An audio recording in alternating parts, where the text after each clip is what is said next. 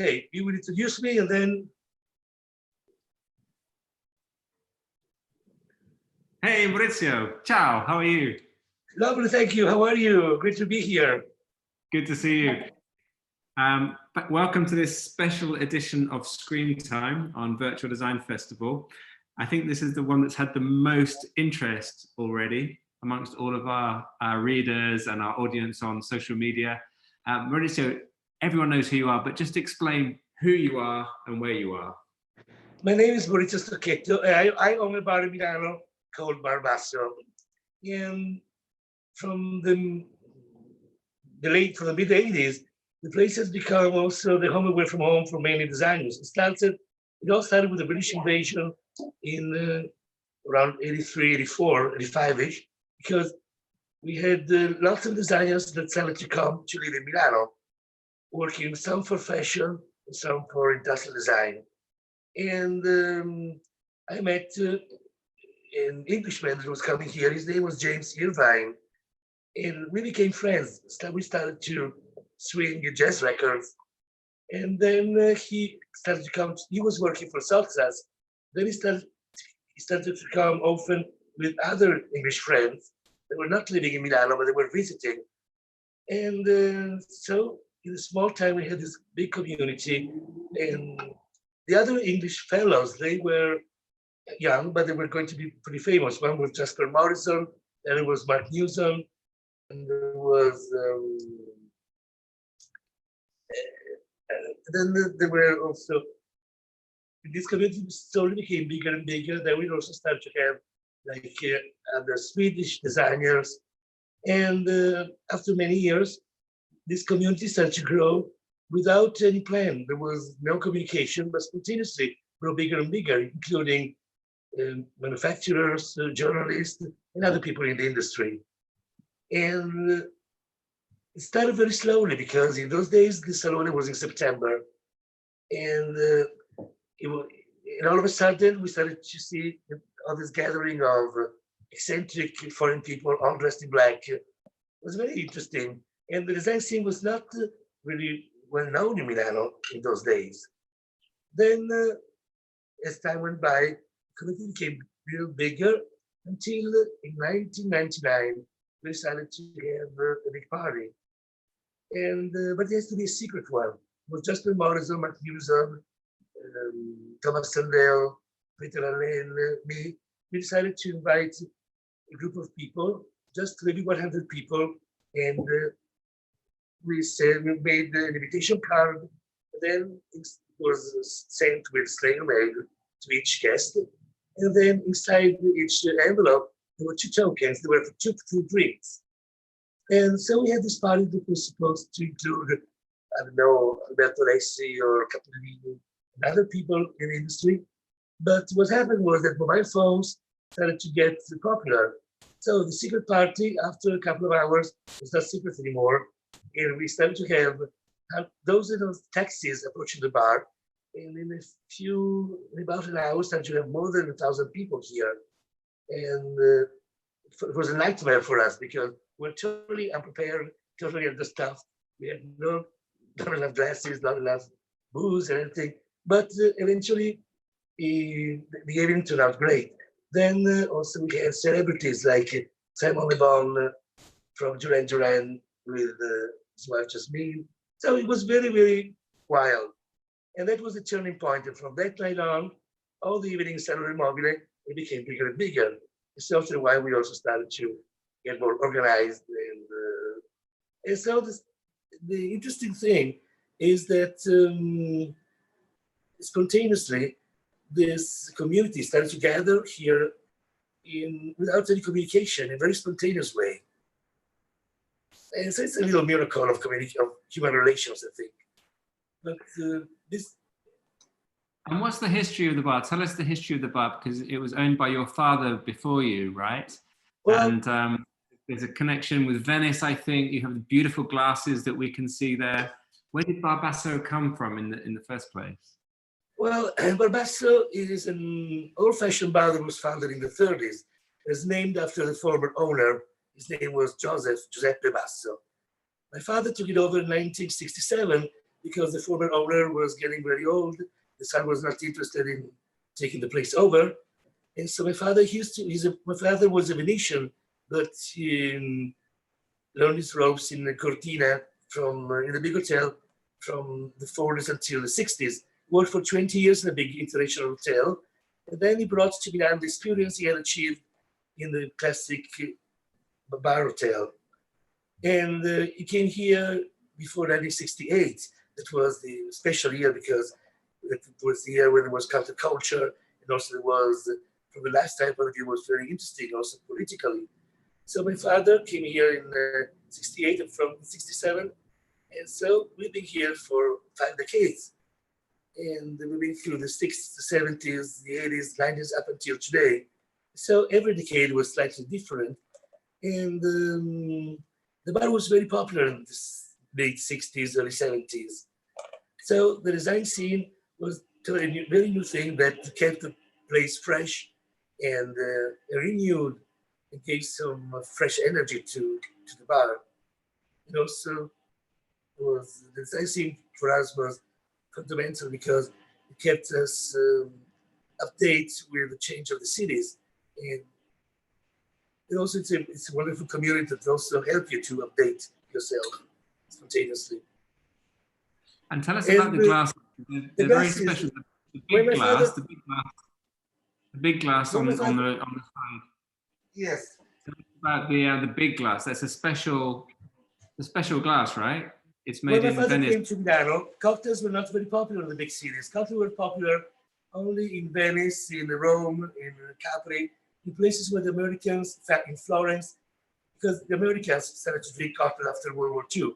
So cocktails became popular, especially in places where Americans that were big spenders compared to Italian people after the war when there was a reconstruction going on. Americans were bringing lots of optimism when they were drinking cocktails. So they were contagious for certain Italians because that brought the idea of moving forward and optimism.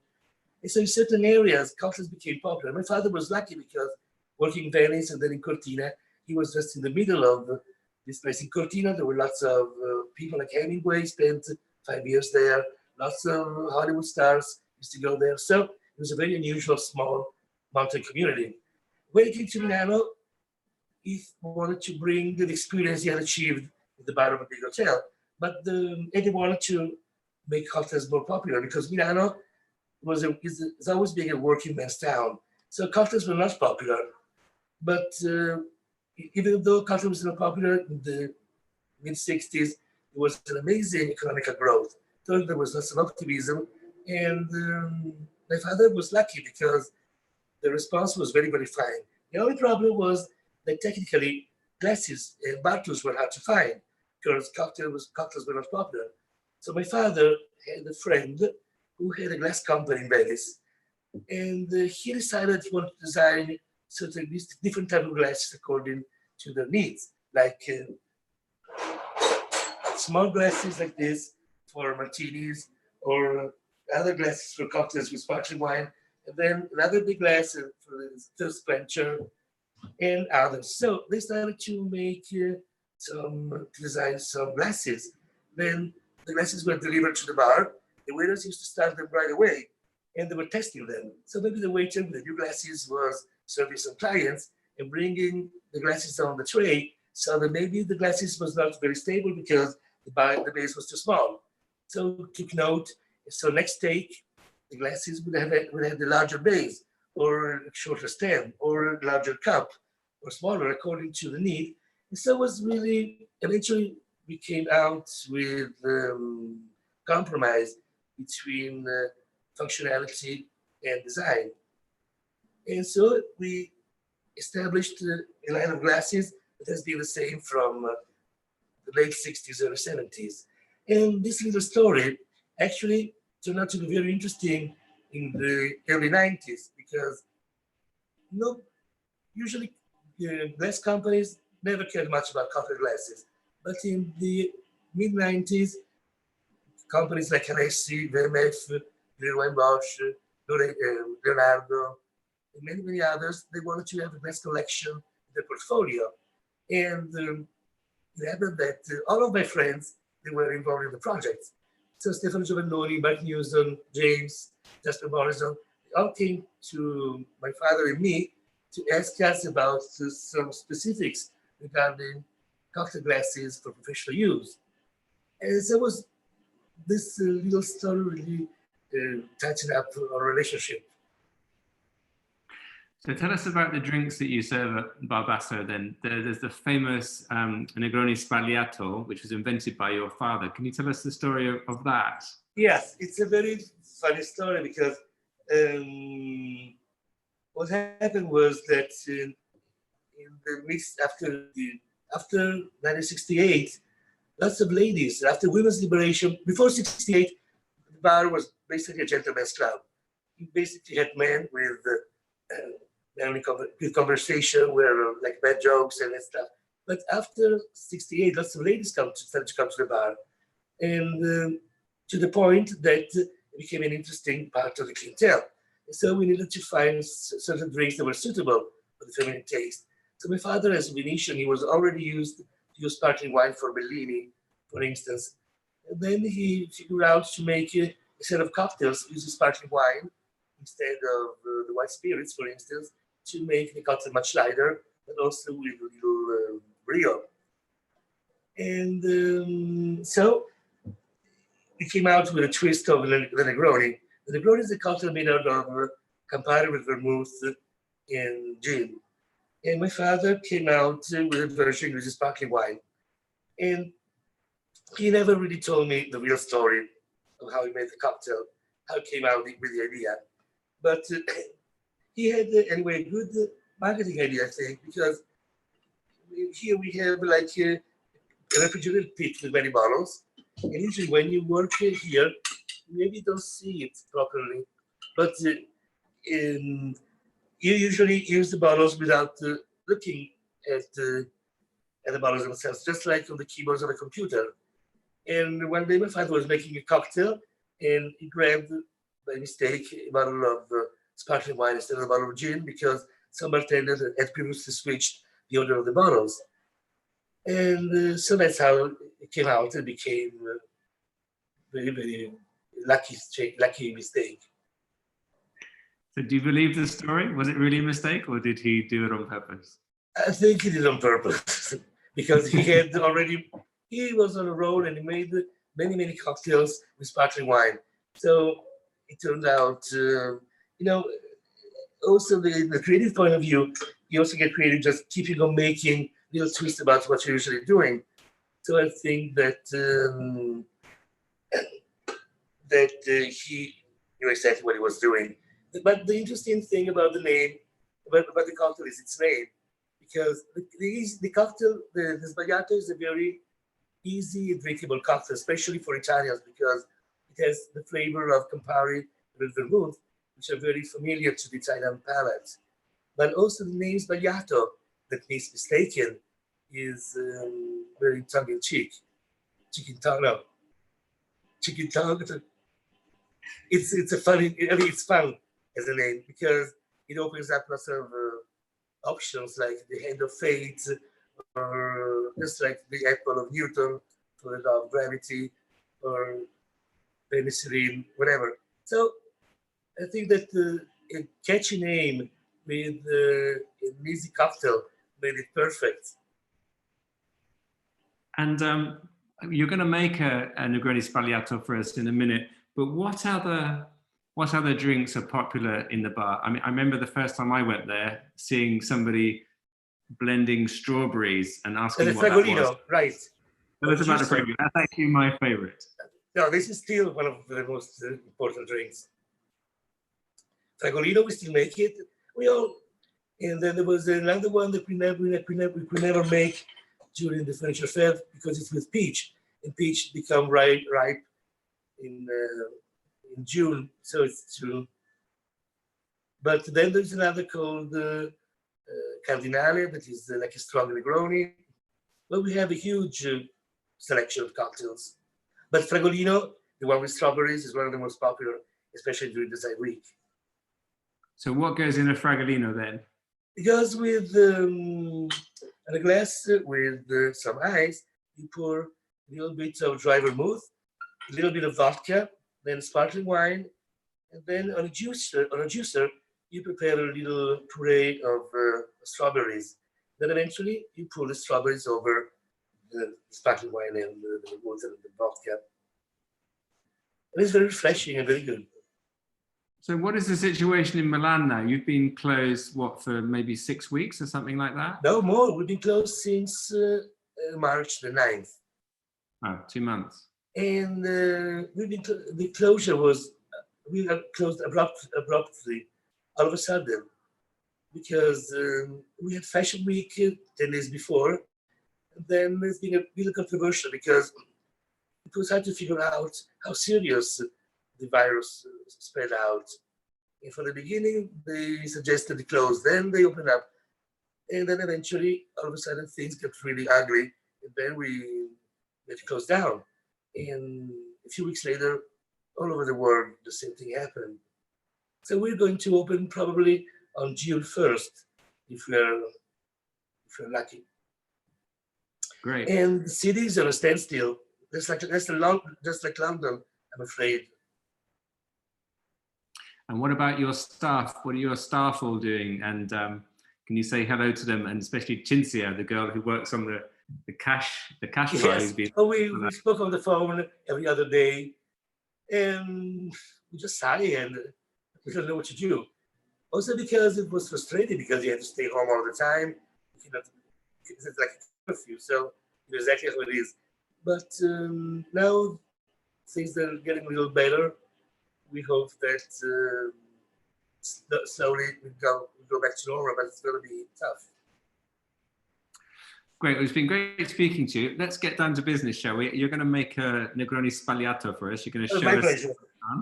So take it away, Maestro. Okay, so.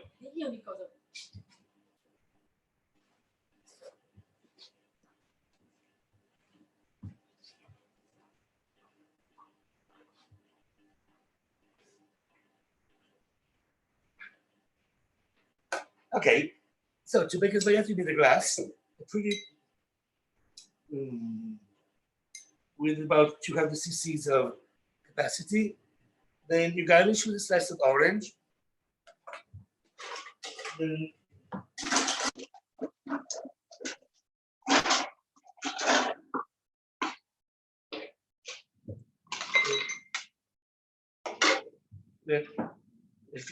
a few ice cubes. And then there is 1/3 of Campari.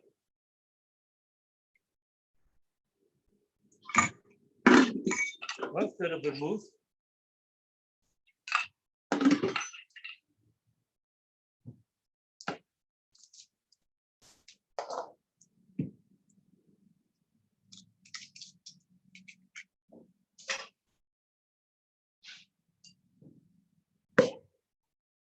And 1/3 of sparkling wine.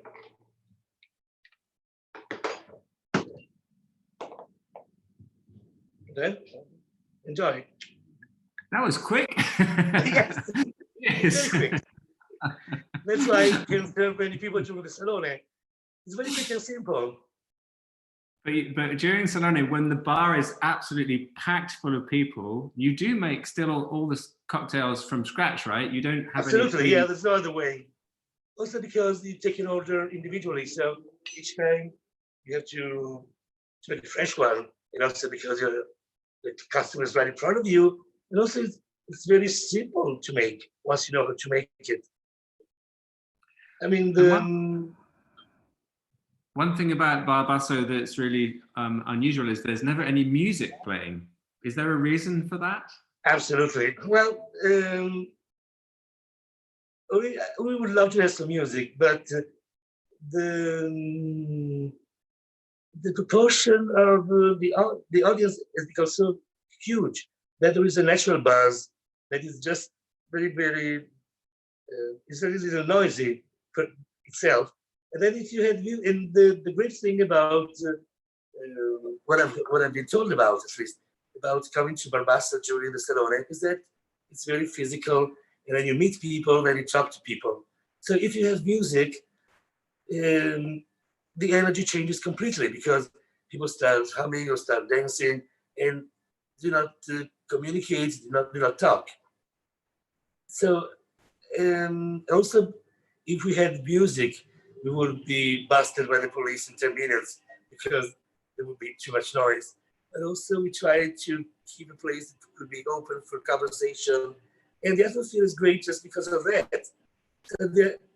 So even though there are many people, the atmosphere is very friendly, and people can meet people that usually email with all year long, but never had a chance to meet personally. So most of the time, designers never talk about design; they talk about life and everything. So the atmosphere is very cheerful, very friendly, and so music would be a little too much in the way. If we had music, we would have a sort of a rave at that point. That would be also very hard to handle and not very interesting. And also because one of the most interesting thing about these days is that the average age is very, very high. We have, I know Jean Nouvel was here twice last year, and so many other architects that were over 70s. And even though it was very crowded, they came twice or three times. And that was really fascinating because sometimes all this big gathering of people can be intimidating or not very inviting. But still, I mean, I'm always afraid that we could implode. And this year actually it did, actually. But it was another story. But it's like a miracle that keeps being interesting. And what is the bar like during the rest of the year? I think probably people imagine that it's full of people every day, all year round, but it's much quieter. It's much more like a traditional bar, I think, outside of Salone del Mobile time. Well, Salone del Mobile is also a very special time for the city because Milan attracts like 300, maybe more, 300, 400,000 people that they come here for business, but also for pleasure. And very well cultured. They spend money. So it's a really magical thing what happened here. It's like a sort of a miracle. Milano never had the touristic vocation, but in the last years, it also the design scene was very remarkable. Plus, in the last 3 or 4 years, fashion, art, and design they all merged together. I remember that 10 years ago, for instance, if I went to an art gallery, I found few industrial designers and few fashion people. But nowadays, like with the Prana Foundation and many other institutions, the design crowds it goes together with the fashion crowd and the artsy crowd. Plus, Milan has also become a sort of the Silicon Valley for fashion. So lots of people like Virgil Abloh or other influent Americans from all over the world that do not live in Milano, they eventually come here once, twice, or more times per month to decide what's going to be worn in Tokyo or New York next year. And this thing was very new and unusual. And luckily enough, through the design thing, also, and all this crowd come here. In the last 3 years, I will be working a lot with fashion companies from Gucci to Prada, and the bar itself has become iconic. And we have lots of shootings for fashion. Like we have a shooting, shooting a week or every other week. So in the bar? It's in the bar. It's become very interesting. And so oddly enough, the design week is paramount for us because it's also is an incredible source of contacts. But also fashion people now has become very, very interesting, and also the arts week. Because basically, and also because most of the art people and design people that have now the same communication agency and fashion. So now whether it's an art event or a fashion event, all the designers that join the event. And so you can gather a bigger crowd than the last decade, for instance. And it's true, since I've been coming to Milan for Design Week, the city has transformed itself. It was a very old-fashioned and chaotic city 15, 20 years ago with lots of traffic, lots of pollution. It's amazing now. There's better parks, there's better streets, there's a lot of investment, there's a lot of new buildings, there's much more international city. But there's one thing that doesn't change in Milan, it's Bar Basso. It's exactly the same as the first time I went there. Do you ever think about doing some interior design in there, Maurizio, or changing things a bit, or do you think it should stay exactly as it is? We had a big revolutionary change 2 years ago with a couple of lovely Canadian designers. They redesigned the lamps of the bar. And besides that, we like the place as it is, also because it has to be neutral, because we have so many designers coming here. So, and I think they like this, the fact that it's like a time warp coming here somehow. And it's like shining, I don't know. So we kind of like to keep this environment and also the way we work. Maybe that's all we can do. It's our line of business, and we don't want to change. We never tried to be fashionable. We also had our ups and downs. We've been here for 51 years, so of course we have some ups and downs, but basically we always managed to be a classic place. Now we've become somehow hip again, and I'm very concerned about what is happening now with the virus, because this very long standstill and probably also live style, the fact that Milano has become a very international city, taking advantage of the fact that Europe is a very small continent. So it's very easy to move from London to Milano, from Paris to Milano. So I'm afraid that maybe part of the magic of this international gathering will be jeopardized by the virus. And it's going to take a while to recover. So I have no clue of how it's going to be. And it's been very touchy in those 2 months of lockdown, because I had so many friends from all over the world that also thanks to the Dezeen Virtual Design Festival, they started to contact me, and also people that I see walking down the street. I mean, the people are very warm, but it's a big question mark about how it's going to be coming back in business, getting back to business. So I'm afraid it's going to take a while before we come back to the dynamic that the city had achieved, especially fashion shows. We not have galleries, we not have the fashion shows on the runway.